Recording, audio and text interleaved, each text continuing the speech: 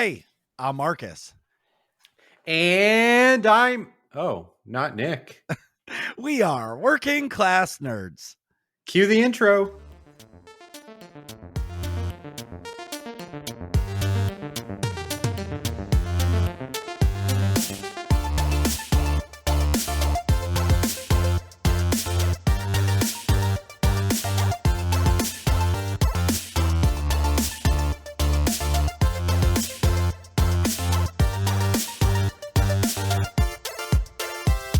That's right. We are Working Class Nerds, the podcast that gives you no information about your favorite information. Today is Thursday, January 6th, 2022, and you can find this. Nick is definitely sick again, but it's not COVID podcast on Apple Podcasts, Buzzsprout, Google Podcasts, Stitcher, Spotify, and anywhere you can find a podcast in the galaxy far, far away. You can watch me play video games Tuesdays, Wednesdays, and Saturdays at twitch.tv/MarcusB814. You can watch Nick play video games Monday nights at twitch.tv/NickVern51. You can find the both of us on Twitter. I am at MarcusB814. He is at Nick Vern. But guess what? One of my closest friends in the world is our guest today. I'm so excited that he's back. We have Dr. Gameology. He's back. He's ready. He's going to be talking to us about some really cool stuff he's up to. And we're going to be asking him the deep down and dirty questions of streaming. So, Doc, thanks for coming back. And what have you been up to? Oh, absolutely. I've been up to anything. Actually, I'm still hung up on your intro, Marcus, because you invited me here and you basically gave me Nick's spot for the evening. And I'm supposed to give people no information, but literally what I do is I give people information. So yes. I'm a really bad fit for this now because of your intro. Don't make me have to do this alone. Because that's what, so Carrie upstairs, that's what she was saying. She's like, wait, Nick's not doing the podcast? I said, no. She goes, who's coming on? I said, nobody. You're talking to yourself? I said, no. She goes, Doc's probably coming on the show. Really? She guessed that it was me? Right away. Like, bam. Oh, that's so awesome. Yes, it is. So, okay. So I'm going to lay the groundwork out I know what you've been up to because I've been catching your streams. Okay, 1 out of 10, 10 being the best, 1's the worst. How was the Endwalker expansion so far? Is 11 possible? What? Yeah, so listen, Marcus, Endwalker was so much fun to play that I'm savage raiding again. Wow. So for everybody who doesn't know, Savage is like the hard mode nightmare version of Final Fantasy XIV raiding. Yes, and I was on a team during Shadowbringers, but it was a team that came together at the very end of that expansion cycle, and we were just trying to get clears before the next expansion comes out, Endwalker.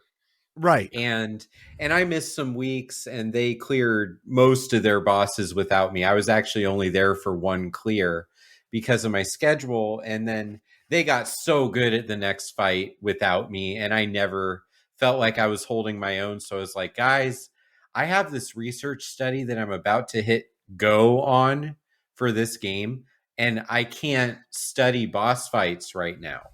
Sure. So I quit the team, and they beat about 3 more bosses after that without me. Like instantly the week I quit, they clear the boss. So it was definitely my fault. Well, no, it's not. So I'm going to actually say to you, it's not your fault though, because like, okay, I'm gonna go to like other games that we play.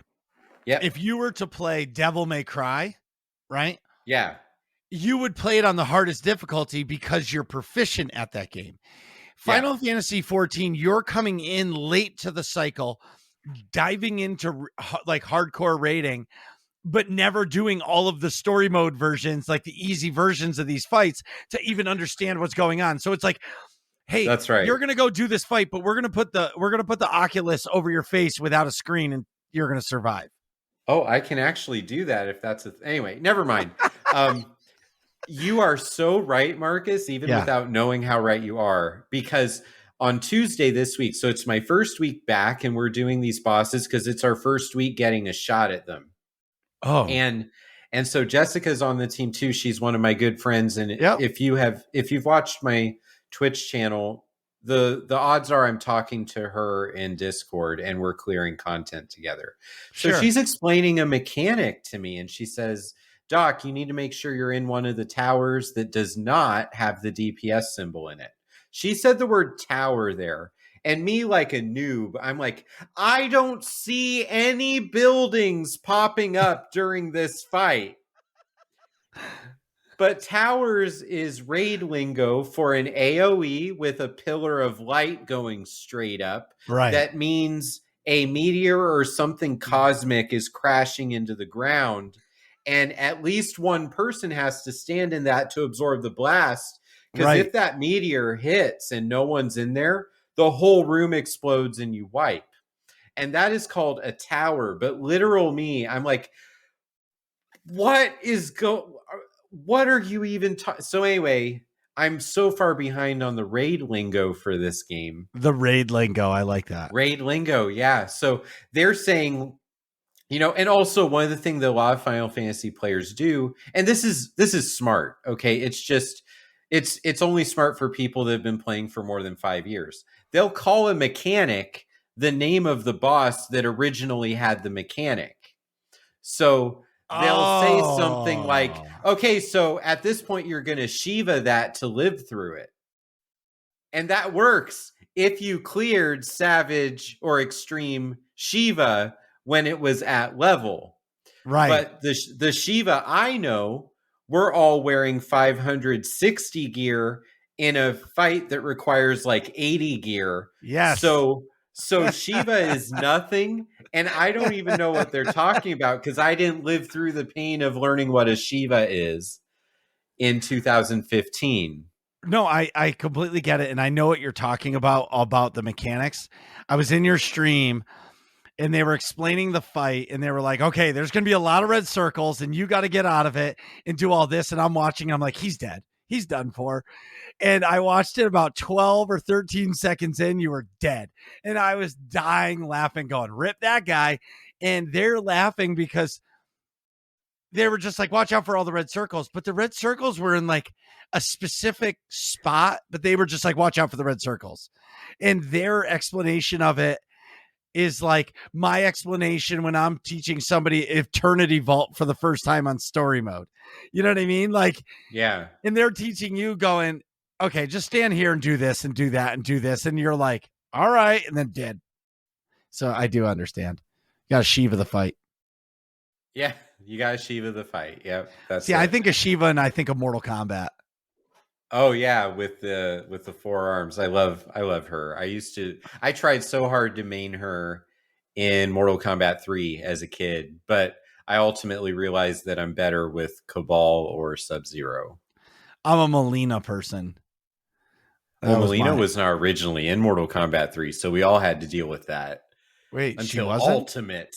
Yeah. Oh, the Ultimate, she got yes, added back in. But for about a year and a half, we had to live life without Scorpion and Melina. Right. It was so hard. Life was hard. I remember Mortal Kombat 3. Yeah, I remember Mortal Kombat 3 because that's when they introduced, like, you would uppercut them and they would go and you would, like, land in the train station. Uh-huh. You know what I mean? I remember that. And then Mortal Kombat 2, it was the acid pit you could uppercut them into. And then it would just see their bones. It's funny.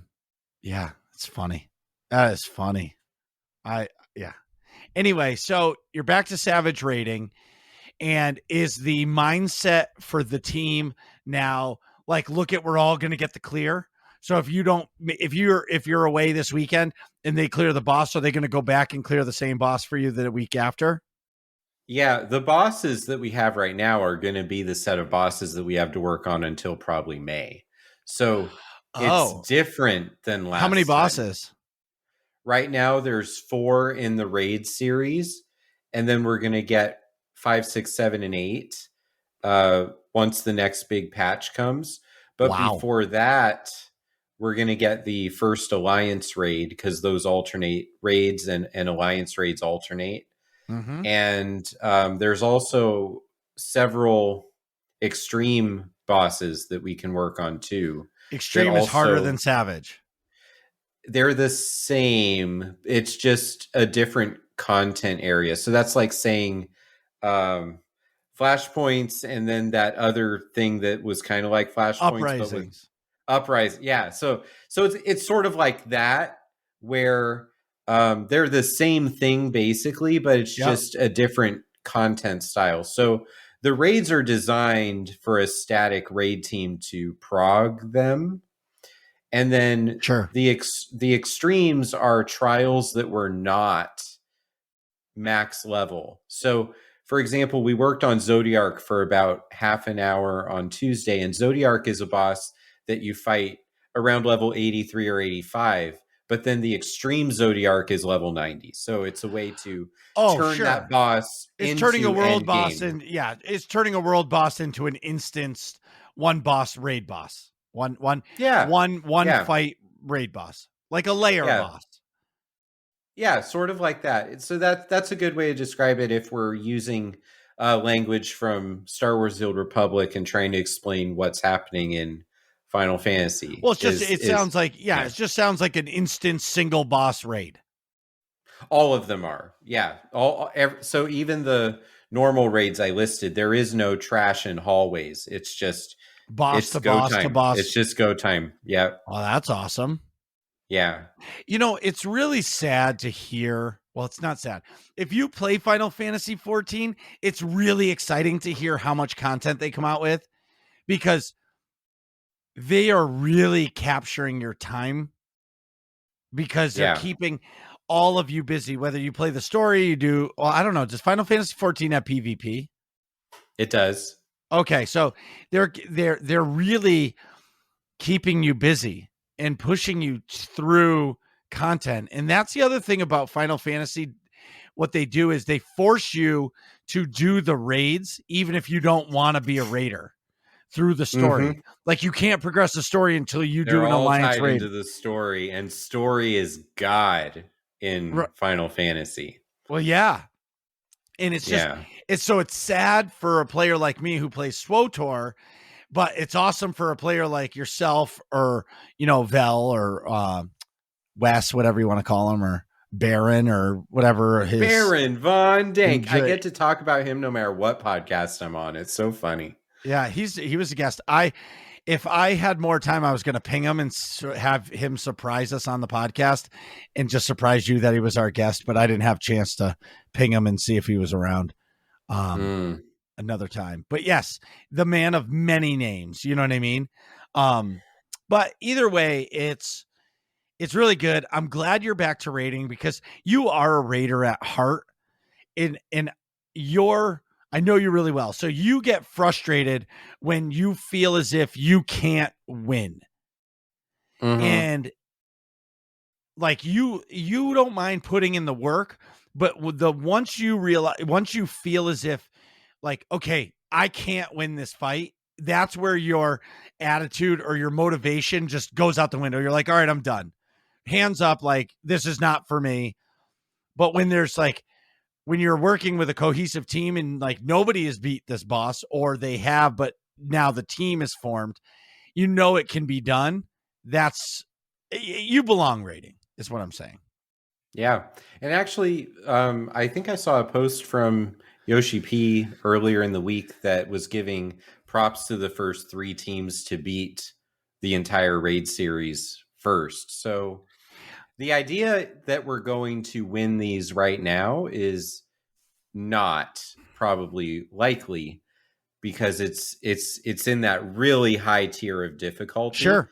Mm-hmm. But as the patches come, more gear levels will be introduced, which will help us to get through wherever we're stuck easier, because the DPS will be higher, the tanks will absorb more, the healers will also be more potent. And I really, this is a 2-year process, whatever comes after Endwalker. And I actually, Marcus, am doing a lot of things behind the scenes from my gaming that I think help my mentality to avoid some of the things that have really just broken games for me in the Mm-hmm. past. I've really realized that I don't have to play well for my stream channel to be awesome. Yes. And I have the fail counter now, and I died 5 times last night. So that's a lot of fun. That's the I kind of thing told that you. I'm so excited to have that. And so the wording is like FAIL, and people that are watching are like, I really disagree that this is a bad thing. I was like, oh no, that's failure. The best teacher is. Well, Um, and just yeah. what I love about the fail counter is the chat controls it. So you could Mm-hmm. think you didn't fail, but they're like, no, you failed. And they add one to the list and you start laughing and you can scream at the chat, like, what do you mean? That wasn't a fail. I don't know. For me, I think it's a good feature to have, and it generates conversation and humor throughout the night. Also, I created a spreadsheet, Marcus. And you know that when I break out Microsoft Office for my MMO gaming, that Yeah, I am into it and this is going to happen. So I realize there's hundreds of bosses in this game, and they're all in my head. I don't even remember them because, I played 4 expansions in a year to get to Endgame. And then I sure. just played the 5th one at launch. So the story is just gobbledygook in my brain that I'm probably You, forgotten I'm already. going to put it in perspective. You you did a Netflix binge of Final Fantasy 14 story. Yeah. So I don't even remember which bosses are where or the names of different things. And I'm sure there's so many things I haven't even cleared because Sure. it's just in the list somewhere. Yep. So I created a spreadsheet so that I can keep track of all the bosses and dungeon by dungeon, raid by raid. Okay. So I have tabbed out all the different content areas for each expansion. Wow. And there's 5 types of roles in this game. There's tank, healer, and then there's melee DPS, range DPS, and magic DPS. Okay. So my goal on the spreadsheet is I only get to type the letters for my class, which black mage is BLM. I only get to type BLM next to a boss if I killed that boss on stream without dying. So I have to clear it without being rezzed by the healer. Oh, so And you want to do it flawless. Like you want a flawless victory in order to count it. that's right. So if I've cleared it, that's fine. There's a lot of bosses that I've been on a team that cleared it, but I'm keeping track of, did I clear it without dying? And if I did, which class was I? Was I a dancer? Was I, Sure. was Yes. I tanking? Was I healing? And so eventually that will lead to, it's never ending content for my stream, because once I have all the dungeons in there, I'll see the holes, and then it'll be like, I've never cleared the 3rd boss in this alliance raid without dying. Let's go do that alliance raid. I think it's awesome. And the thing that I want to say you've almost not mentioned that of the magic that has happened. So a year ago, you switched to Final Fantasy 14 and you were all by yourself. You know what I I mean? was. And since then, your wife plays, Jessica came over to it, Jenny's playing it. Then you've met all like the AIE people and the NOR people and everybody in between. And now every night you go into your Discord, there's a group of people playing Final Fantasy 14 in the Discord, just chatting away, playing the game. And it's almost Yes. like you've created a subculture, like a subdivision of Final Fantasy for friends. Yeah. Like right now, I have 2 people in my Discord playing. So I'll probably pop in after the podcast and see if there's anything we can run. I don't know if that will be early enough for a stream, because I do have to have a bedtime due to what I do for my work. But you're right. I mean, there's people. I mean, Endwalker really has given us all a goal, whether it's gearing, whether it's leveling up our favorite classes so that we can use them in the raids. Mm-hmm. Um, How I about actually feel, yeah, it's just new content? How about it's just that new content? You know what I mean? Like the thing I always have said, and is Yoshi, whatever his name is, the yeah, game director. Yoshi P. Yeah, Yeah. Yoshi P. What got me is when they delayed Endwalker by 2 weeks, that dude was upset. Like, Mm. he was basically in tears. Like, I have failed the community. I am the worst human being alive. In the 10 years that this game has been around, I've never delayed anything. I am so sorry. Like, I I I stopped and said, like, this is a guy who cares. Yeah. And Marcus, the story is such a epic, what it accomplishes for the character that we all created is one of the most epic pieces of storytelling out of all fiction I've consumed. Sure. And so far as a mental health professional and video game researcher, a lot of the things I do are based on the hero's journey. So I don't say things like that Oh, I'm so lightly. excited. Before this Um, is over, I got to show you something. sure, yeah, I can't wait.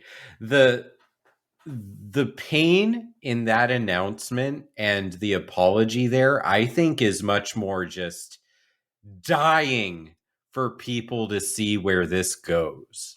Well, but that's my point. How many game developers delay something and have an emotional reaction like that? Nobody. That is the Yeah. first time I've ever seen it, unless it's like a small indie studio who is like, they're counting their pennies to pay their electric bill because they need the game to release, and they're crying that they have to delay 2 weeks. Where Yoshi P, obviously, he's not financially, he's not crying, but like, the guy is brokenhearted that he is not releasing his game on time. Yeah. I I agree with you 100% on that. It's really, it makes you want to play the game. And, Mm-hmm. as an outsider to it, like, I'll sub to it and play it twice just so I can play with you twice. Like, I'll Mm. throw away $30 to have two good fun nights, or one good night of fun for a couple hours with you or Wes or whoever, just to do it. You know what I mean? Um, but it really, I guess the hard part for me is when you're so intertwined with streaming and communities and with the games you play, it's really hard to make a switch. Yeah. I remember when you switched and you haven't looked back, and look at what it's done for you. You know what I mean? You have gone above and beyond, in my opinion, in the growth of Final Fantasy 14 and how you've grown your community. And like you said, two people are in your Discord right now that you have nothing to do with. They are just playing the game. Yeah. And they That's know that amazing. it's likely that I might show up, but if I don't, they chose that Discord channel to play in, and I think that's so cool. Well, they don't need you Um, there. I mean, they right, want they you don't. there, but they don't need you there. They found that as a safe place for them to be, to play the game that they love. Yes, and I think that that's really the key behind all the things that I try to do. Is it's really cool when you're streaming to have that stream report and to look at the numbers and be surprised by it and think about channel growth and things like that. But you and I have talked for hours and hours over time just about what is my channel actually meant to accomplish. Right. What's my actual mission, and that kind of brings in more of an understanding of what I am. And I used to be very weak at this, is that I wanted to play well. I wanted to clear the content. I wanted to be more of the typical, pro player streamer. Sure. But back when I was raiding Nightmare in Star Wars The Old Republic and things, so for the last year of my time in SWTOR, my mentality was in a very different spot. But now I was able to start a research study that takes all the things I learned with the SWTOR community related to personality and motivation, and create a different spin on it that also allows investigation of how people play Final Fantasy 14. And so that led to an opportunity to present my research later this year in Mexico for Woohoo. the Digital Games Research Association. And we're still mining the data to find all the cool things possible for that paper and that research presentation. And then the mental health moments too, just the opportunities for me to pause the gameplay, get up into sort of a fantasy setting. Let me just pick one for an example. So like do something like this on my screen and So for talk. everybody listening, he's got it's like a castle in the background, and it's like there's little circles, and it's like a Garden of Eden, but there's like crystals everywhere. The sky is Yeah. cloudy and sunny at the same time. You have this very mystical tree that's hanging out from the ceiling. It almost looks like it's dripping vines, like it's almost like raining vines over on one side, but it's really dark on one side and really light on the other. And it proves like the true fantasy world is light versus dark. Yeah, Final Fantasy background. So That's that, you know, that's actually I have Final the Fantasy. crystals. I think it is, or I was All right. probably looking for fantasy settings. You know, I have all kinds of different things. Like if I want to, you know, talk about the dark side, I have a Yeah, nice the first dark order side. cruiser that I The can sit dark in. side. Right. If I want to be mindful, I have Breath of the Wild. Oh, that's If I'm awesome. talking about the end of a journey, I have the end of Return of the King. So, you know, I go into these different places and I just talk about the mental health connections from the game that we're playing that night on the stream. And so I have the games research and I have the mental health message and those things really that I'm starting to build around that. Right. And that actually, there's so many people that want a mental health supportive environment around their video games because we use our video games to escape and relax and have a good time and imagine things. And the reason is we want to have good mental health. We want to relax and be mindful and connect deep down with the things that feel farther away. And so I try to create that space in everything I do, even down to, you know, what kind of topics do we do with chat during the stream night, regardless of how bad the bosses are kicking our butts. You found your groove, and you've surrounded yourself with positive people who enjoy you for who you are. Where in SWTOR, I'll say the rating community is tough because if you're not winning, people have been doing the same 10 boss fights for 10 years, and that's Oh, all there is yeah. in the game. So when you're not doing it, they don't have the patience to accept it. Where what you've done is surrounded yourself by positive people that don't care if you're winning or losing. They're just happy to be playing video games with you or the community.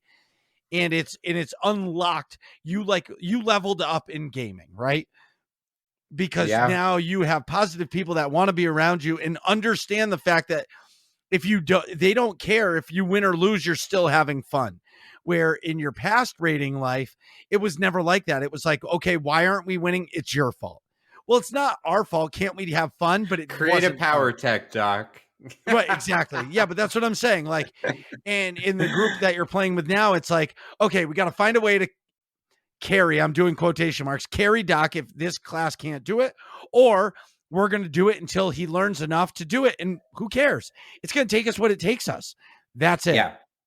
And AIE is a big part of that too. I just thought we ah, have to point that out is getting to meet the people in AIE that play this game yep, has been, it's really smoothed out that transition to where I got to skip so many steps in terms of how do you find people. yeah, And that's not even in the show notes. It's just so true that there's no way to talk about this without giving props to what AIE does in the way they connect their games. And it's different people. You know, I don't talk to Max in Final Fantasy.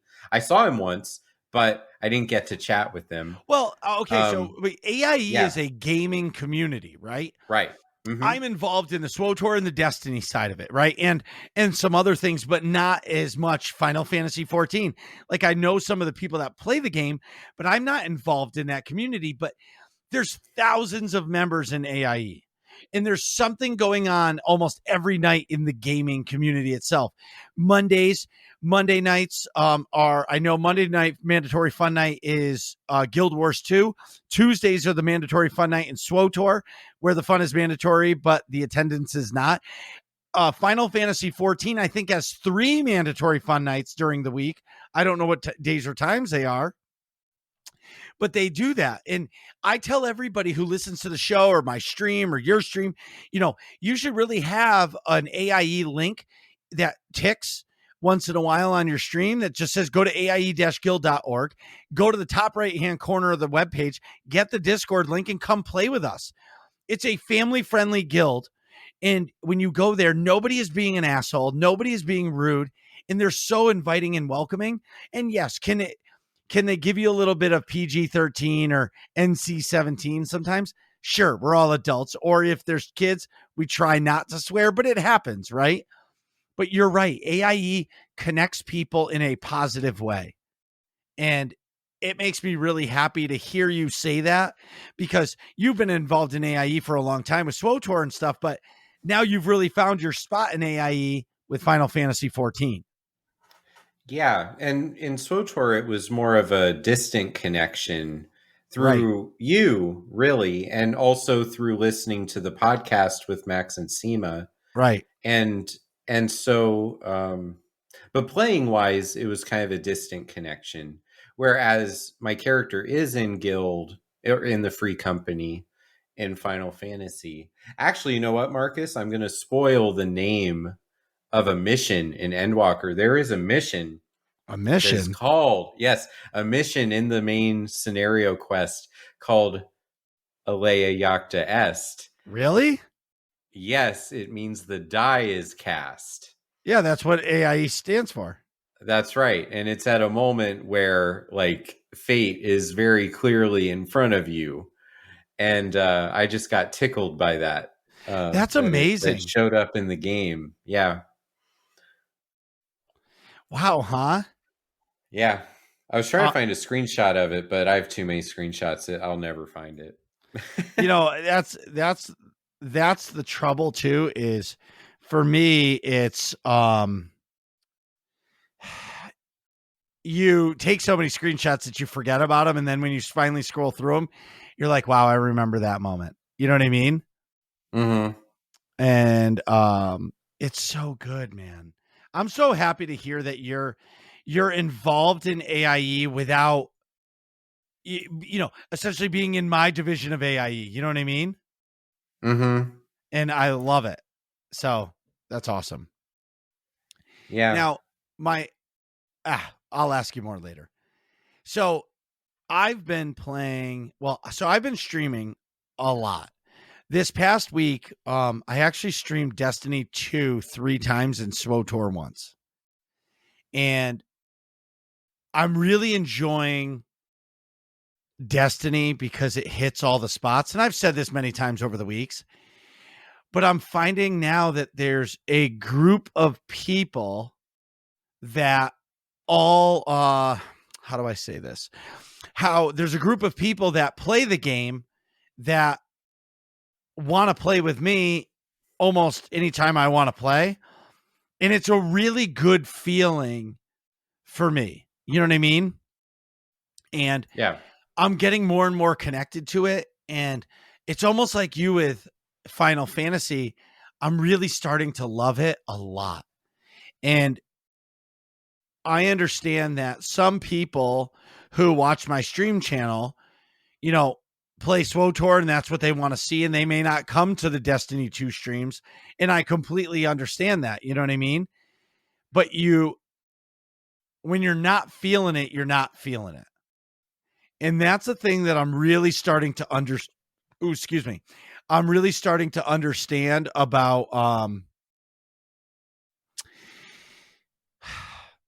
Destiny content, Final Fantasy 14 content, stuff like that, there's a lot of it and it's abundance of it. Mm-hmm. And because it's a new shiny thing for me, man, I don't get to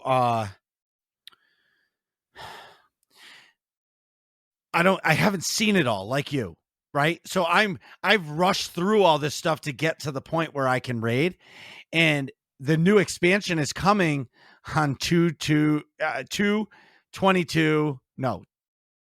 Yeah, 22222. All 222 twos. all Yep. twos. That's when the expansion comes out. And there's going to be a story, and I'm going to be involved in it. And like 2 weeks after the game releases, the expansion releases, the raid comes out, and I'm going to be grinding my ass off because I want a day one raid or week one raid. Like I want to be with the group, like the professionals who go in the raid blind first time, and like this, like I have an Oculus Quest on, you know what I mean? Like you did earlier. Yeah. And so it makes me happy to hear how that, like, we're almost on the same trajectory, two different games, but the same trajectory, you know?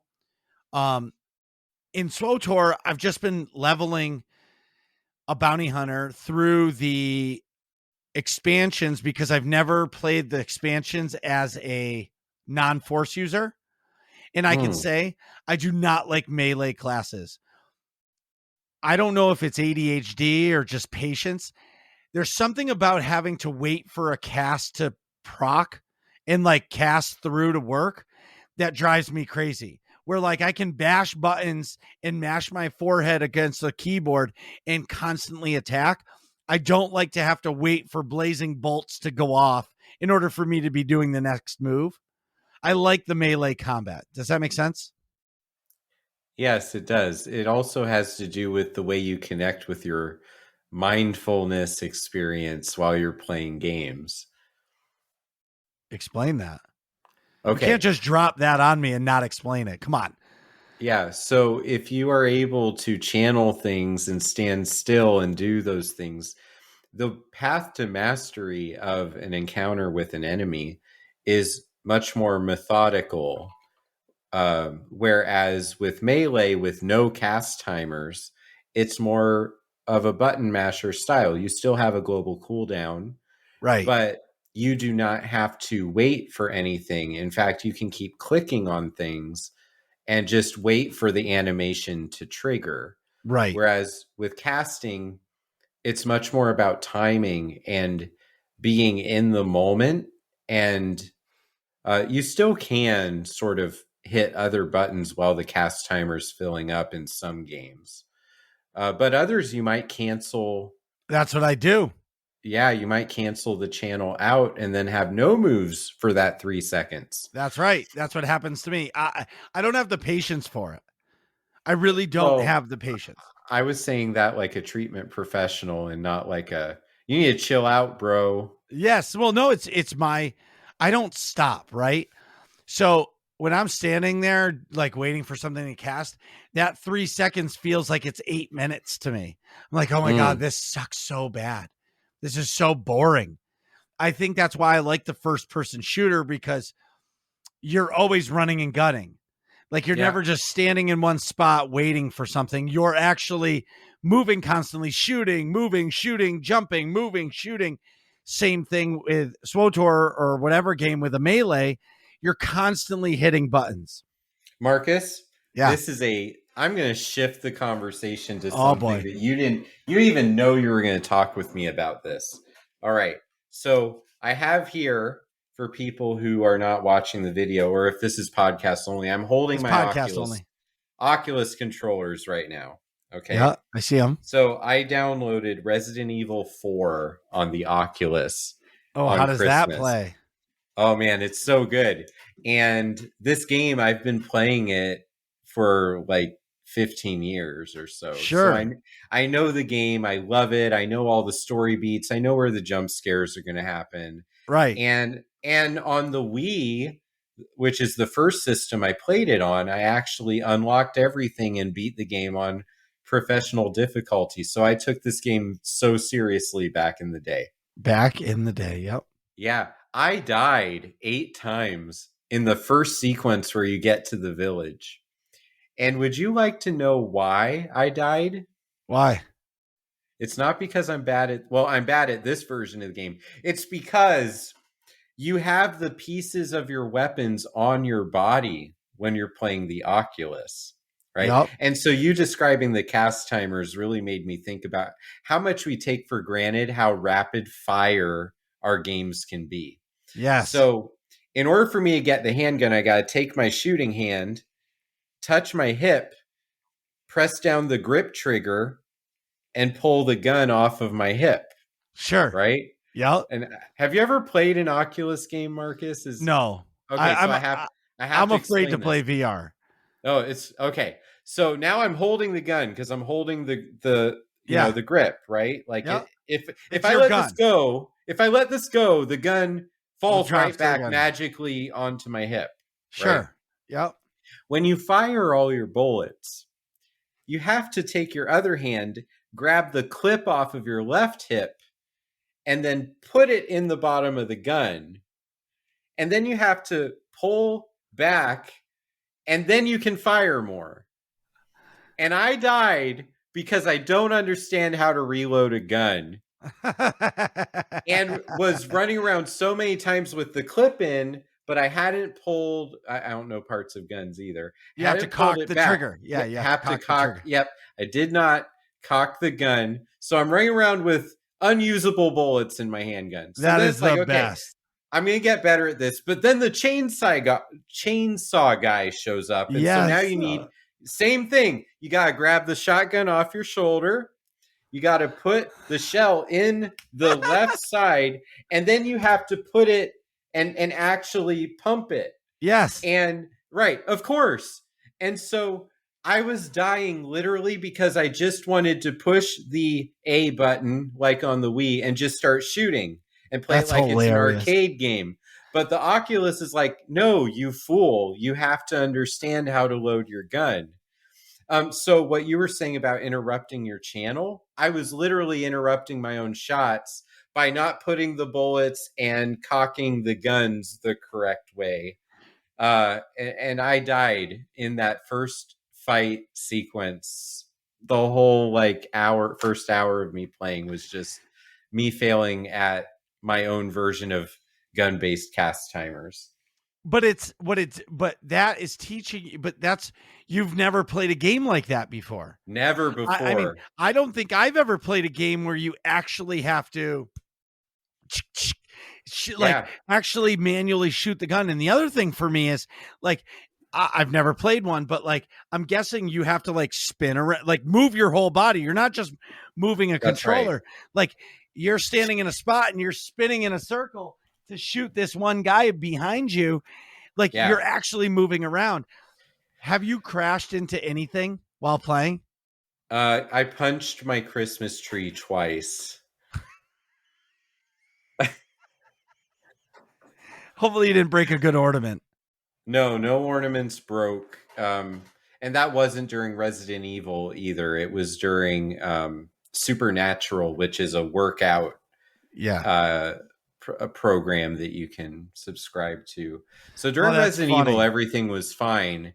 And the way they do it is you have control sticks on both of those controllers. So you still are running around very much in a video game way, but the way that you turn your head is the direction you're looking, and you can get killed from behind.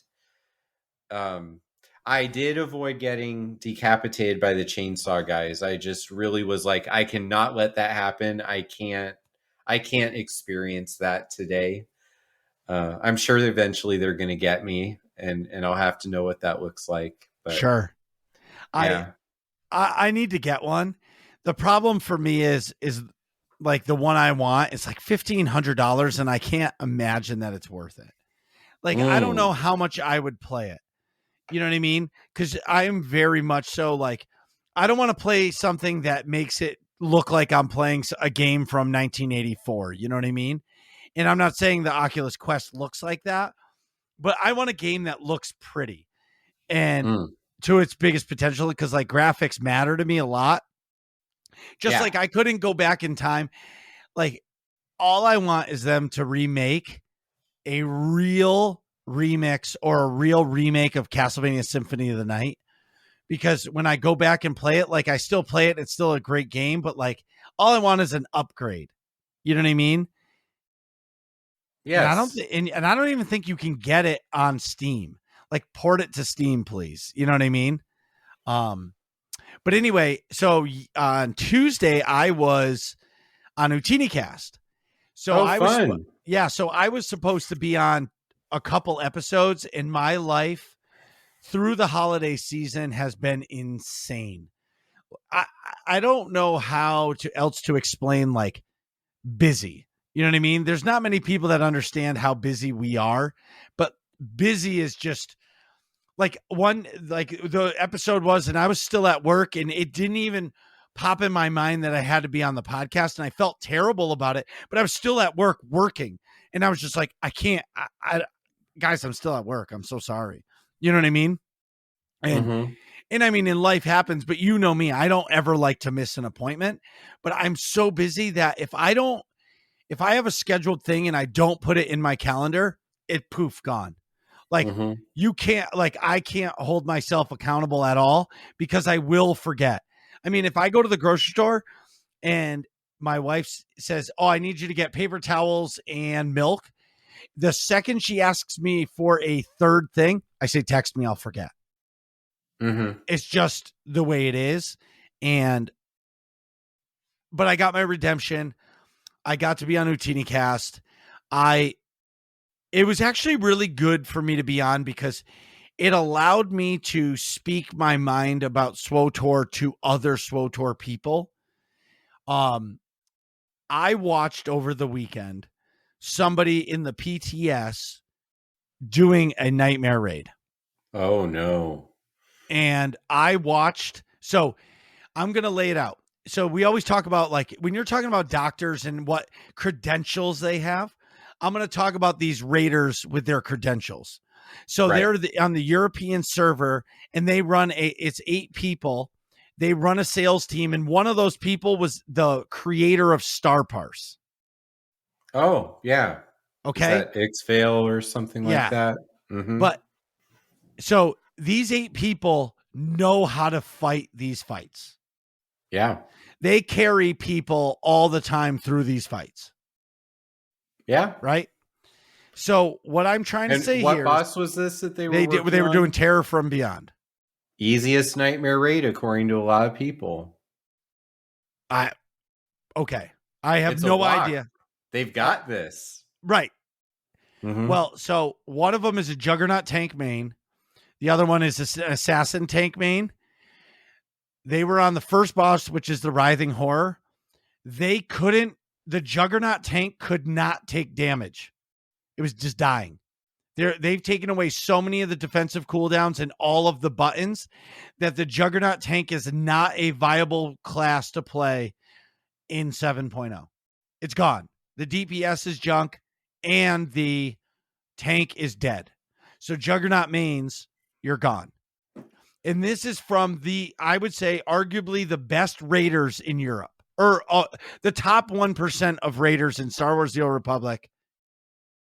And then now the first boss is always the easiest boss in the raid, right? Or technically, I'm doing my quotation marks. Yeah, potentially. Yeah. Right. Well, maybe not the easiest, but that boss is the easiest one in that fight, that raid, I Mm-hmm. would say. They could not beat that boss with 4 DPS, 2 assassin tanks, and 2 healers. They had to go 5 DPS, 1 healer, and 2 tanks. Mm-hmm. They've already thrown away the Juggernaut tank, said do not play it in 7.0. If you're playing a Juggernaut tank right now, start playing something else to get ready for it. So they've decided to make the Juggernaut a DPS class only, even though tank is there as an option. It's not really a good option. I just think they've focused so much on ability purge that they haven't thought about all of the different content that is needed to play the game. Mm. You know what I mean? They're so focused on giving people choices on classes to play rather than focus on perfecting the classes that they have. But anyway, so it gets worse. They couldn't beat the boss. So now, and that's just a numbers thing. So they went through the whole op with 5 DPS, 1 healer, and 2 tanks. Then they got to the terror fight, the last fight in the thing. They couldn't beat the first tentacle with 5 DPS. Now, that's granted a numbers thing, but the tanks were getting obliterated. There isn't enough cooldowns to keep them alive. And you could argue and say, well, there's only one healer. Sure, one healer. Yep, one healer. But that's because the numbers are so messed up. I'm telling you, man. And I was telling somebody that you were coming on the show, and they actually said, they're like, well, if it's going to be a Bash SWTOR episode, Doc's the one to do it. And I said, but I don't want it to be like that. But I'm starting to realize that they are, with this expansion, they're biting off way more than they can chew. And instead of just taking out a few abilities now and then waiting half a year and doing a couple more to try to balance it, they're throwing everything at the wall and seeing what sticks. But once the moves are gone, I don't see how they're going to fix the classes that they break. Yeah. Well, the classes being broken in the context of raiding isn't what they're going for. And I'm making a lot of I'm making a lot of assumptions here, and I don't work for BioWare, and I've never got to visit them or spend a day at the office. So I'm sure I'm overstepping here, but this is your podcast, Marcus, and it needs to be interesting to think about. BioWare doesn't want their bosses to be beaten at that difficulty anyway. That's right. And because that's all they have. And so I'm going to compare the games here, but it's actually, I don't hate SWTOR. I've worked through that, and I'm actually in a much more balanced place than I've been the last 2 years. And it's because I stopped playing that game. Because there's this feeling of, in order to be good, you have to clear these bosses because they're so old. But the only chance that you really had to beat some of those bosses, unless you're playing with the cream of the crop, the best players ever, is to have beaten those bosses when they were new. Because the older they get, the more the math doesn't line up. No, 100%. And so the reason it seems to me as a player of that game that they do this is because there might be a fear that if these bosses become easy to clear, they'd have to create more bosses in order to retain players for that type of content. So they're choosing to just sandbag us with the old bosses instead of making newer bosses. Well, there are newer bosses too. So with Onslaught, there was Duxon, and I never cleared the first boss of Duxon, and I worked on it for a couple months, and that's the nature of the group that I was a part of. Is Yes, I think for me, I guess for me, I spent years working up to this hardest difficulty level with rating, and I'm going to put it in perspective with other games. So now I've rated in Destiny, right? Mm-hmm. A different style of raid, but they are hard. Like, it's hard. And when you're with, like, I'm with a group of people, and if they're not, like, if there's 2 or 3 people learning, at the same time, it makes it hard, but it's doable, right? And the mechanics are interesting and wild. I don't think it's worth it anymore. And maybe this is, I'm burnt out from it. And honestly, I was so excited for the expansion. And when they announced the delay, it deflated me. Oh. And I haven't had that same feeling for the game since then. Because for 3 years we've heard, and this is like a broken record for me. For 3 years we've heard about this expansion, the 10-year expansion, when they're celebrating their 7th year expansion, 7th year anniversary. The 10-year is going to be amazing. But yet they can't deliver on the day that it needs to be delivered, and delaying it 9 weeks so that everybody can get a vacation. And I'm not saying people don't deserve a vacation. because everybody deserves a vacation with their family during the holidays. It's just for me that I was just deflated, and I still am. And it, like, playing the story, believe it or not, like, if you play the story or you do story mode raids or even hard mode raids, these changes don't affect you at all. It only affects Right. you in PvP or end game rating, because story Yeah. mode, they're just going to give you enough fluff to where they're going to make sure you're not getting any damage, and you're just going to be able to beat it, and it'll be fun. And I something you said earlier that hit me. There's over 100 bosses in Final Fantasy 14 that you don't remember. Yeah, there are more bosses that I don't remember than the Right. ones that I do. Yeah. So my final point is, I don't care anymore about beating a nightmare boss that has 2 extra mechanics that they're insta wipes. And that's the only difficulty change that there is, but it's so hard that you have to be perfect in order to win. That is not fun to me anymore. Yeah. And go ahead. No, go ahead, Marcus. And all I'm saying is, coming in, and then I have a hard decision coming, because the expansion comes out February 14th or 15th. Exactly 1 week after that, the Destiny 2 expansion comes out.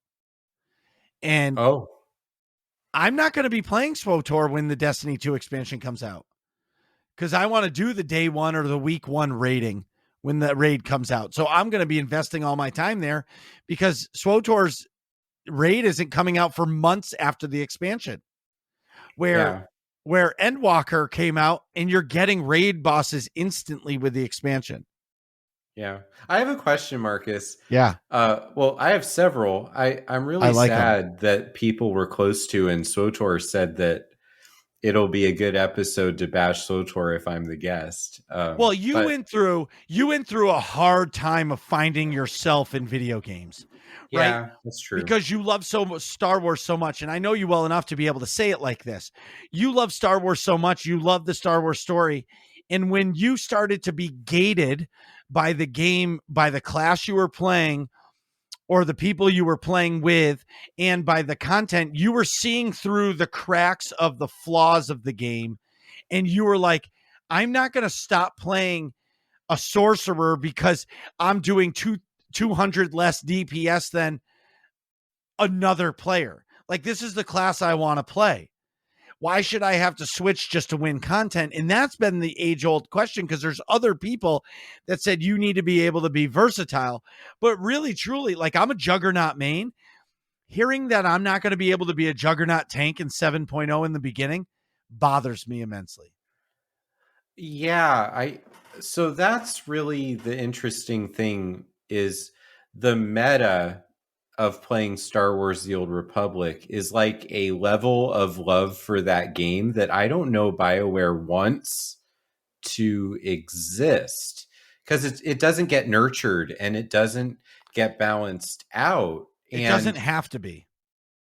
Well, because it's Star Wars. Perhaps. So that's right. Okay. The community is there because they love the game because they've invested 10 years into it or whatever. Yeah. But it's a Star Wars story. Everybody wants to live their Star Wars story. If Star Wars The Old Republic was farm town, the Old Republic, people would have quit it a long time ago, because they would say there's not enough content. I'm out. But because you constantly have a lightsaber, you don't mind playing the same content over and over and over and over again. Or a blaster. Well, and how about this? In 7.0, a melee DPS is more strong than a range DPS now.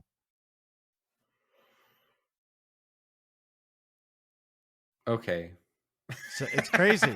I don't know. But moving on. I want to finish my point, though, when it comes to MMOs and character creation. Ooh, here we go. The thing that I've always been fascinated by as a game researcher and a game player is what it means about our inner self and the way we see ourselves as people when we choose certain classes. And that goes out the window, psychologically speaking, as soon as you introduce the idea that there are certain classes that you choose, and if you choose it, you're accepting that you're not as good. And so for me, if you're going to have a video game world with bosses and video game challenges, and you control the inner workings and the math of that world, that virtual space, I believe that the game developers should make it so that the classes are unique and viable. So you shouldn't go into, because video games are not supposed to be like the real world. We have, we have racism and discrimination Right. and all kinds of things that hold people down. And in the video game world, we don't need agents stabbing people in the back and doing 20K when a blaster to the face only does 7. Yes. Yes, I get that. Yeah, and I've always wondered, for a game like Star Wars, how are we supposed to, this is biased Lightning Sork talking here. Huh. How am I supposed to believe Emperor Palpatine is this big of a threat when the Mandalorian can take him down with like 20,000 extra DPS? I do. I get it. It's crazy, right? Like, why would you pick that class to get nerfed repeatedly when it should be possible to just get different tiers of DPS players to submit parse logs and figure out the math so that it's within 500 points across all the classes? Like, if we make Chain Lightning do this instead of that, then it now is equal to when the Marauder does this, and when the Operative does that, and when the Mercenary does this, and the Power Tech does that. Yeah. But apparently that's really hard, because that has not happened. Well, I'm sure, but in every MMO, not just any MMO, there's always going to be DPS classes that are better than others for certain fights, but then other fights reverse it. Yeah, and flip it and reverse it. Yeah, I don't feel like it. I have a question too. Does the Huntmaster still have problems with the fire on the ground? Not as much, but occasionally it'll bug out. Okay, well that's good, because it's 2 years old now. I'm glad they made progress. Shots fired. Anyway, so so that's my frustration, but like, I am enjoying, believe it or not, Doc, I am enjoying playing story content in the game and doing the expansion as a non-Force user, so I can finally say I've played through the Knights of as a bounty hunter, because I just finished Nice. Knights of the Fallen Empire as a bounty hunter, and I'm killing Arkin with a blaster, and he's one of the most powerful Force users on the planet, right? And I'm saying to myself, well, that would never happen. You saw what happened to Han when he saw Darth Vader at Cloud City. Vader was just like, bam, blast that. Give me your gun, bro. You're weak. But Kylo Ren did get blasted by Chewie in The Force Awakens, right? So it's possible to hit a dark side user with a blaster bolt. Sure. Yes, it is. Something else awesome. I got some new streaming emotes. So with me playing more Destiny 2 and SWTOR, I decided to add some Destiny emotes. So I made all of my bit badges, the engrams that you get that unlock gear, different colors. It's very basic. So as you donate bits to the channel, you'll get different engrams, and they'll sit next to your name, like next to the choo-choo train or your sub badge. You'll have a cool color Umbral engram. The other thing I did was I got some Destiny Ghost. It's like your little companion that floats in the air behind you that basically gives you your light power. And I had those made in different colors, or I found them for different colors, and I made those the bit emote. So if you donate 1,000 bits to my channel over time or at once, whatever, you're going to get the white ghost emote. So you're the only one that can use that, or anybody who has donated that amount of bits is the only one that can use that emote, which really like makes it stand out that, hey, like, I support this channel. I support you. This is how I can thank you, by giving you a really cool emote that only anybody in your tier can get. And it's really nice for me to be connecting those dots.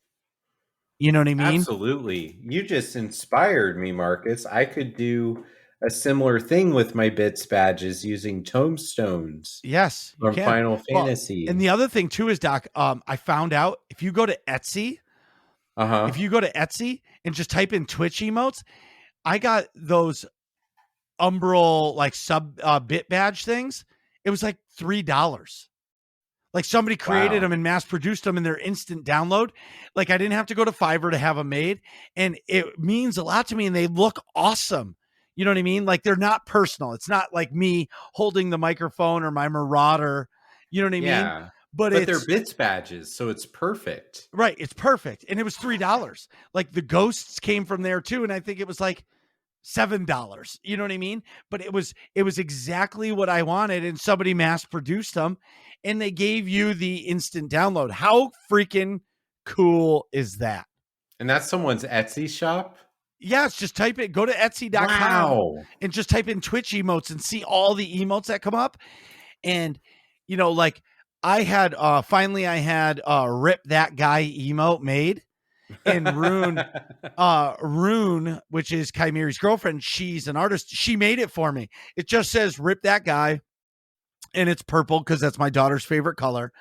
And like that's more personal. So like you're not gonna find an emote like that on the Etsy shops, but you're gonna find other cool shit that is like more, I want to say generic. I'm doing the quotations generic, and it's not fully custom to you. But if you want to just find some cool emotes, and you might find one, like type in Final Fantasy emotes. Like you might find some cool stuff. And here's the other thing. What if you start switching your emotes around? You spend $5 or $10 on new emotes, and you take one of your old ones, pop it out for a couple months, pop in a new one, and keep cycling them through. Why not? Like everybody loves emotes on Twitch. Why not give Yeah. people an opportunity to enjoy them? There are, okay, right here, Final Fantasy Twitch emotes. There are main characters pack. There's a Hythlodeus pack. There's a Jobstone pack. The monsters of Final Fantasy, the Moogle pack. I could just, Moogle. I, But click there's on one of them. different, Just click on one of them and tell me how much a package is. It's oh, they're very like inexpensive. $7, $12, $5, $14. But that's what I mean. How awesome is that? And thank you to those artists that do that for us. Yeah, you How are the cool is superstars of the internet. Well, that's what I mean. And the last thing that I've really been up to is I've been really focusing on helping other streamers. And I have a couple people that have been talking to me. They're going to be starting a podcast. I'm not at liberty to talk about what it's going to be, but it's really nice to have friends. Like let me back up.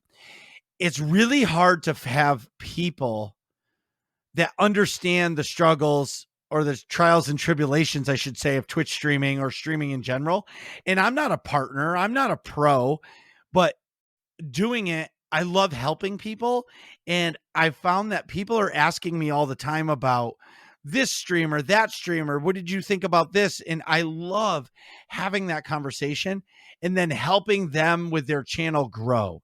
Like, I love that. When there's a new streamer and they're on the road to affiliate, we get them to the 50 followers, or if they need the average of 3, we make sure we get the people in there to help them get to that point of monetization. Because I know what it's like, and you do too. You know what it's like when you're just starting out and you don't know a lot of people and you're really like grinding to get to that point. You know what I mean? And Yeah, absolutely. I have found that I'm actually enjoying, I actually am enjoying helping people sometimes more than playing the games myself. Like watching other people's Twitch channels grow really makes me excited. Or helping them when they ask me advice. Like, I love that. You know, I want to just share, this is one of the weird ways that exactly what you're talking about comes through in a big way. I got a panel accepted at Central Florida Comic Con. Yeah. Talking about character creation and our ideal self. And that's on January 15th. So a little over a week from this recording. That's awesome. But because of how the submission worked, I got accepted and had no people signed in to do the panel with me. So then it's like I got to be Nick Fury now, and I have to find people who want to sit at that table while I'm at the podium asking them questions and keeping the conversation going. Sure. Because of what I do on the stream and growing, and because Marcus, you had a conversation with me that pointed out that I could set up a channel on Facebook and get it going, but I don't stream live there, so I don't violate the terms of service for Twitch. I Right. just put highlights there. So I went live a few times just to make content to talk about what the channel is. Sure. And then from then it's just a place where videos go. And I found a lot of people in the mental health way, or people found my Discord through Facebook and through Twitter. And I was able to put this panel together because you actually encouraged me to get more involved in the outreach of it, and figure out what my content does rather than what my live streaming is doing. And the people are always out there, right? You might not find them tonight, Yeah. but when you hit that go live button, you're creating something, and then you choose to look at that video, make highlights, break out the clips, put them somewhere. People will eventually find you. You Well, just have to believe in it. but you And also need a friend or somebody you can Discord message, pick up the phone and call, text, something that you can bounce an idea off that isn't willing that is willing to tell you, "Hey, I don't think that's a great idea." Or, you know what I mean? And you do that with me all the time and I do it with you. And I enjoy that so much because there isn't, like, how many people can you talk to about your Twitch channel that understand it? You know what I mean? And I'm not saying that you don't have them, but you can probably count them on one hand. That's how it is for me. Like, I can't talk to my wife about my Twitch channel. She doesn't understand it. She'll hear me and she'll say like a suggestion. She doesn't understand the workings of it. And I don't even understand all the workings, but what I do understand is creating a community from the ground up and creating that community to help people. yeah, The Nerds Community Discord focuses on helping streamers, content creators, or just people in creating a positive place to be. Just like your Discord, there's people playing video games right now because that's where they feel good to hang out and play video games. yeah. So I have a really important question for you. All right, let's hear it. What's your favorite video game of all time?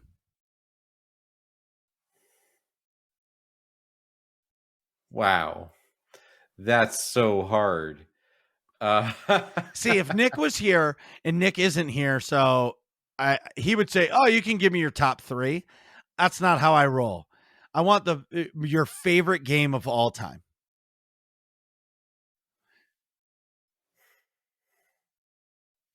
I love this. I'm going to go into the future a little bit here. I'm going to say Final Fantasy 14. Whoa. Mm-hmm. Is it because of the enjoyment you're getting out of it now that is bringing you joy and you foresee it continuing for the future? Or is it that you can't think of a game in the past on the PlayStation 2 or the PlayStation 1 or the Wii or any other system that captivated you so much? 3 years ago, Marcus, there would have been no way that I would have said any game other than Star Wars: The Old Republic. Sure. Because that game not only was a game I enjoyed playing, but I poured my personality into it, then did my research and completed my doctorate and became Dr. SWTOR. And that is an important part of my journey. But Final Fantasy 14 is a study where is a game that opened up a new study, and that I think is going to turn into a really big realization for me of what it is I can do. Um, Well, just for yeah, people who love the psychology of video games. And so, one of those is opening the door. The other one is me knocking the door down and blasting through it. I sure. hope. Yeah, So I think that it's hard. I really hope people who know me or had gotten to know at least the online version of me don't hear that as me hating. I don't hate Star Wars: The Old Republic. I think that it's a homework assignment that has room to improve.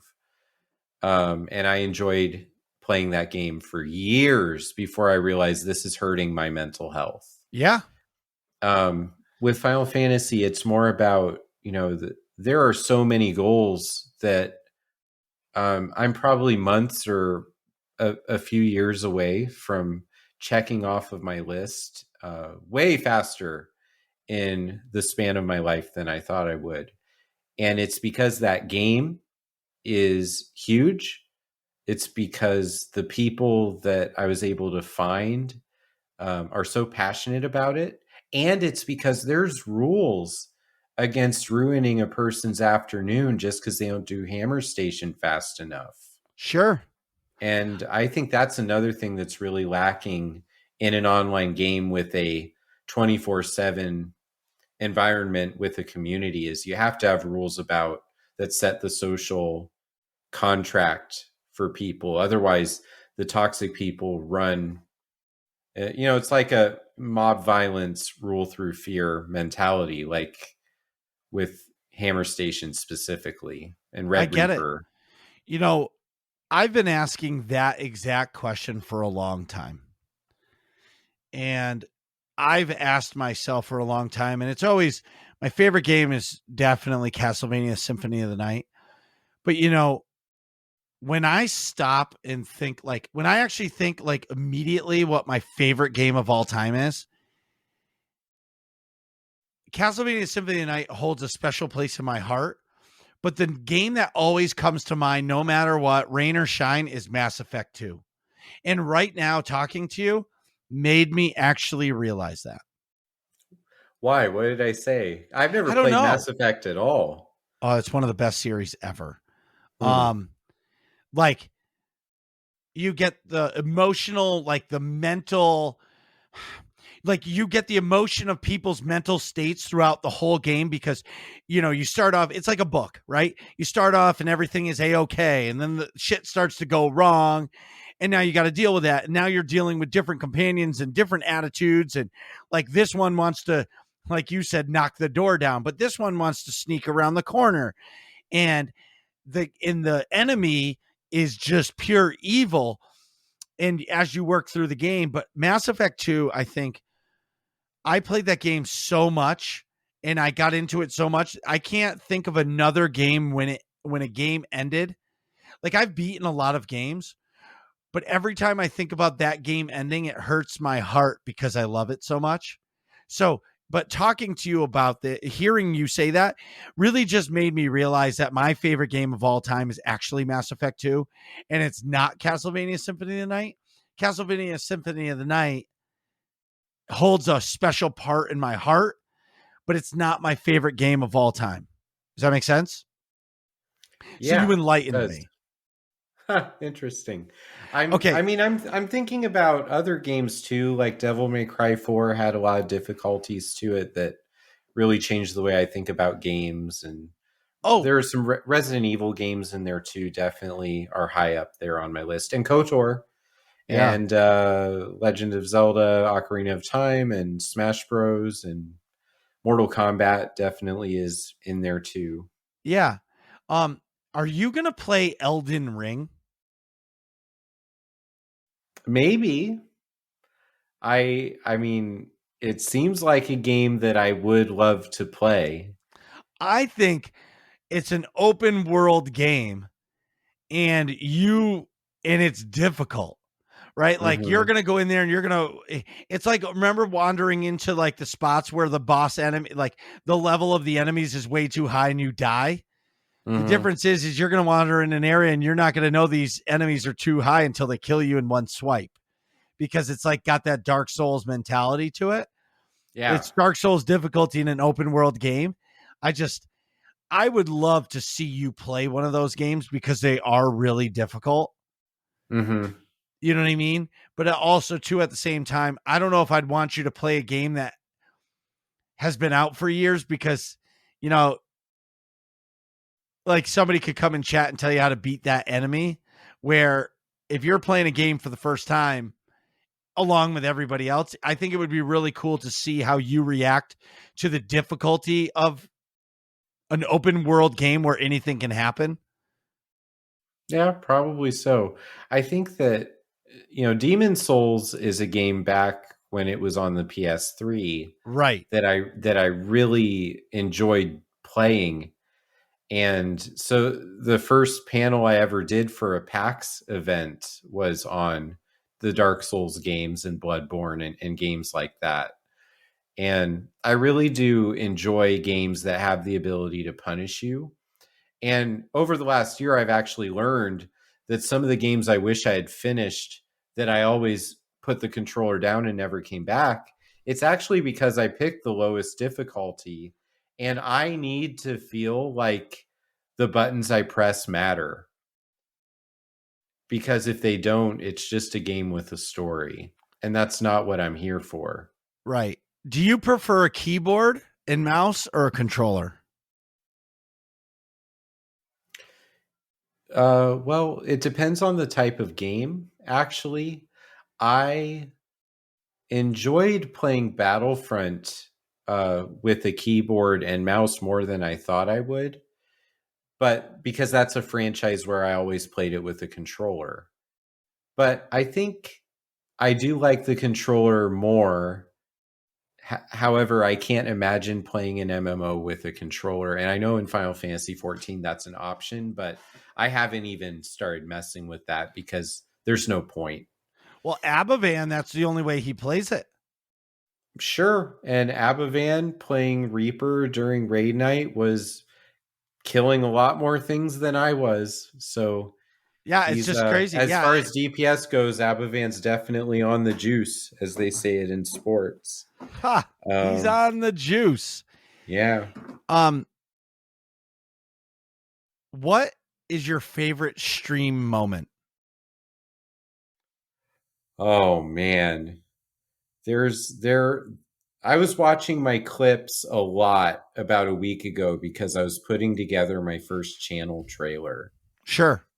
And so I wanted to stick with things that are more recent, especially like the facial hair era for me, Yeah. because, the first 30 some odd years of my life, I looked just so young. And then Dr. Gameology, I was like, I need to look older if at all possible. Ha. Um, there are some really cool ones, especially with the Isaacs fight, where, there's one where I'm with the Otini Guild and it's their Jar Jar Joyride, their fun gaming night. And I'm the only person that survives the final blast from Isaacs. And so we cleared it. That was a really fun moment. Um, there have been so many times where there's only one person who survives that, but that was the one time that I was streaming and that person was me. Sure. Um, we got down Revan as one of my final accomplishments in the Old Republic before I switched games. And I was dead for that. I think had I managed to be alive, that would be up there. But a clear is a clear. So there's that moment.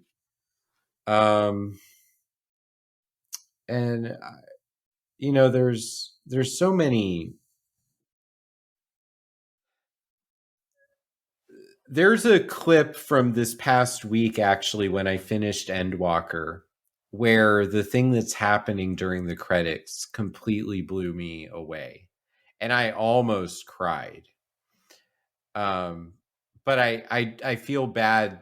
I've tried my best not to circulate that clip actively because it is a final moment. It's spoiler territory for an expansion. But I would say that the story of that character getting to that final moment really hit me in a way that I wasn't expecting. Um, then just any time that you pull out a victory that you've been working really hard Yeah, I for get months. I get it completely. Now, would you say you prefer variety streaming or like sticking to one game now? I talk with my wife about this every week of my life Huh. because, from her point of view, my channel was at its peak when I was playing Persona 5 Royal during Yep. the beginning of the pandemic. And if Mm-hmm. you look at total number of subs and you look at how often Twitch was sending out money for my effort on their website, that is true. Um, and so the question is that variety streaming? I was named Dr. SWTOR back then at the beginning of that game. And I'm not playing SWTOR in that situation. I'm playing Persona 5. Uh, so I think variety streaming can work. But I think there's also smart variety streaming that's strategic. And then there's just, I don't really know what I'm doing. And I'm in that second category, by the way, most of the time. But I think that my evening streams really do need to stick with Final Fantasy in order to build momentum and let people know really what I'm doing. That's the game that my research is on right now. Yeah. And and so I think that evening streams will probably stay there. But if there's a morning or an afternoon where I can do it, that's the opportunity for me to play The Witcher or Resident Evil Village or Yeah. finish Devil May Cry 5. So that's my idea that I want to implement as often as I can. Sure. And so, I just think it's important for your community to understand you. That the game is important, but I want to believe that the game is secondary to the fact that they're watching me play something. And especially with the mental health moments, there are so many conversations that won't show up until I'm playing a sandbox game, or won't show up until I've just done my first fatality on a stream, or won't show up until I've lost because of so many blue shells out of nowhere. Oh, the blue shells of death. They kill me every time. I'm working through Mario Kart on, is it 200cc? Yes, it's Oh so my God. much fun. Listen, I will be in first place the first 2 out of 3 laps, and I'll come around the corner for the last one, and magically there's a blue shell, a red shell, or or something, or a banana, and I lose the race. And that's the only game that I care about being in first place every time. Marcus, I'm going to use wrestling as an analogy for why you're Woo! losing. Woo! Yeah. I need that on my stream deck because I have a move as a black mage that is called Flare, but it's Flare. But I Yeah. just want to hit that button every time I do that move. Why don't That, you? w- that would be the best, Why right? not do it? Anyway, But that's it. Wait. Let's stick to that. There's no reason not to do it, because if it doesn't work, then it doesn't work. But yeah. here's the other thing. And when you hit the stream deck button that goes woo, you could have a little Ric Flair video in the top corner that goes woo during that time. So it just, or explanation point WOO for woo, and anybody in your stream channel can proc that for when they want to. I wonder if the Stream Deck can actually map to certain key combinations on your keyboard and put those videos up so that, like, for me, that would be Control 6, right? So if I I could don't make know. that video pop up on my stream when I hit Control 6, now we're talking, like, even if you have ADHD, you would love my stream. Well, I do have ADHD. That's why I play a Marauder. Well, you said it, not me. It's definitely, well, it's definitely, I've been thinking about that since our conversation an hour and a half ago, of why I'm impatient with a ranged character, right? I need to be smashing as many buttons, and the way you can do that is play a Marauder because they have 2 lightsabers and there's no time down. Because if you hit with the left, there's no cooldown with the right. You know what I mean? And that is That's a really good point. Yes, 100%. That's why I like it. And so back to the wrestling analogy and your Mario Kart woes. Meanwhile, back at the ranch. Right. You have to let the game beat you down and be happy with 6th place for the first 2 laps on 200cc. And then you have to hit a moment where you start playing seriously. You're hulking up and then you just pass 5th place, 4th place, 3rd place, 2nd place, 1st place. And you got to come back at the end. Otherwise the items will wreck you in 200cc. Yeah. They do. We touched a little bit on it, but not necessarily. What are your top 3 goals for your stream channel in 2022? Well, I think exposure and people finding me in different ways. So there are different metrics that Twitch gives you, like subscriber count and followers and average viewers and things like that. And I believe that those things will take care of themselves as long as I keep doing what I'm doing. So those aren't actually my goals right now. My goals are getting more connected with some organizations that are doing amazing things with mental health and video games and geek culture. I have a series of mental health tips from Final Fantasy XIV that are going to have graphics and different social media posts from a page called Superpower Toolbox. Superpower. Yeah, so we're going to start doing mental health tips that are based on each of the classes in Final Fantasy XIV. How cool is that?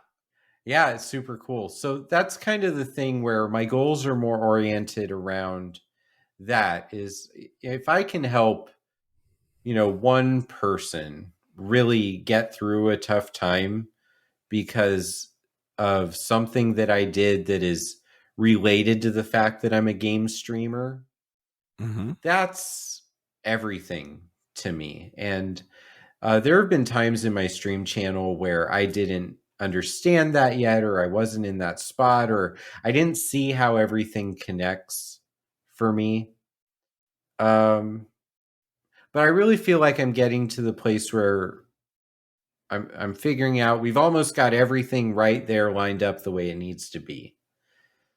The more people that find the Gaming Persona podcast and hear me talk with Jenny, my co-host, about all these different connections in the psychology of how we play and who we become when we play games. Right. That's really big. We have so much growth. So many cool guests have come on the last year or so. Well, our show is a little over a year old. So the last 6 months or so since we started having guests. Now, so I was going to talk about it at the end, but now that you've brought it up, what's awesome about your podcast, and it's everybody out there, go search right now at all the podcast things. It's called The Gaming Persona. It's a really fun show. But if I'm going to tell you to do something, I want you guys to listen to it out of order. The first episode I want you guys to listen to is the Nick Yee episode. Okay. Yes. Once you listen to the Nick Yee episode, go back to episode 1 and listen from the beginning to today, because the growth of the show is amazing. The quality of the show is amazing. Like the growth, just like Working Class Nerds. What our podcast sounded like in the beta test when we talked about Star Wars The Last Jedi to today is a very different quality show, right? And just please listen to the Gaming Persona. It's on all the podcasts. Go to Google and type in the Gaming Persona and you're going to find their podcast, because I promise you won't regret listening to that show. And so sorry, I went on. No, I'm glad that you pointed out the Nick Yee episode too. That is a very important one to me, because he created the scale for motivation to play online games that I used in my research, right? To become PhD, Dr. Gameology. And so getting to talk with him about character creation was, man, like I've done that already, Marcus. No, I I I know, but that's why I I'm thought that saying was that. like a far out there goal, you Well, right, know? but you have to take a chance. And I remember when we were talking about this, I think it was even before you asked Nick, you just have to take a leap of faith. And I Mm-hmm. say the word leap of faith because Miles Morales, in order to become Spider-Man, he had to make that leap. And nobody else could make it for him, right? Just like you as a gaming researcher and counselor. Oh my God. Yes, Yeah. counselor. Yep. I screw that up all the time. But as that person, that's your ideal guest. And if you never ping that guy to say, hey, Mr. Nick Yee, can you come on the show? And without hesitation, he was like, heck yeah, let's go, bro.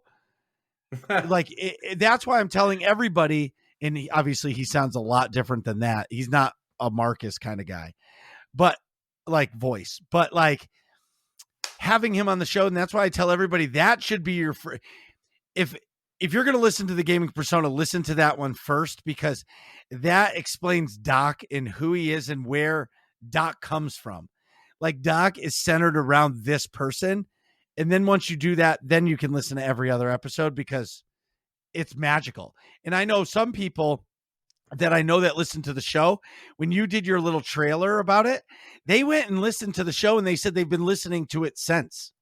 Mm. And like, Thank for you so me, much, everybody. it's awesome. So, gaming persona. Okay. As working class nerds, customary question. This is the most important question in all of working class nerds. Yeah.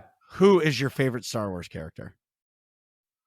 I feel like as a veteran of several episodes of this show, I probably have answered this already, You Marcus. have.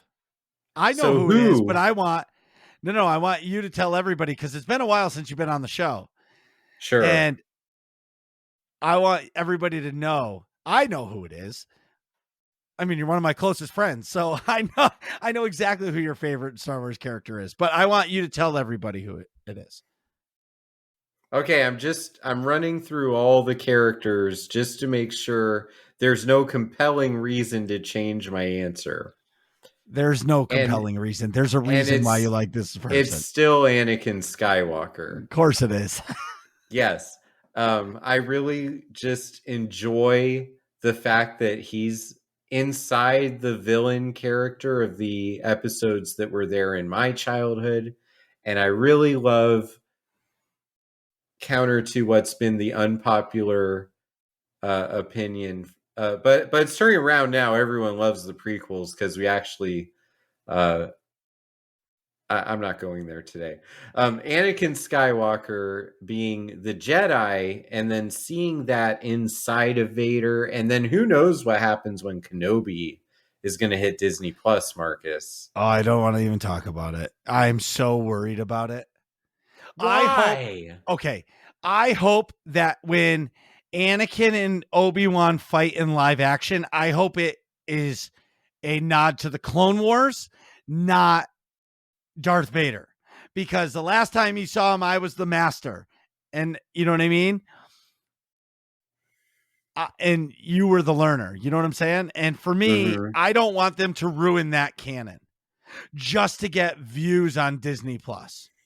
I want it to be a prequel made like somehow, some way, like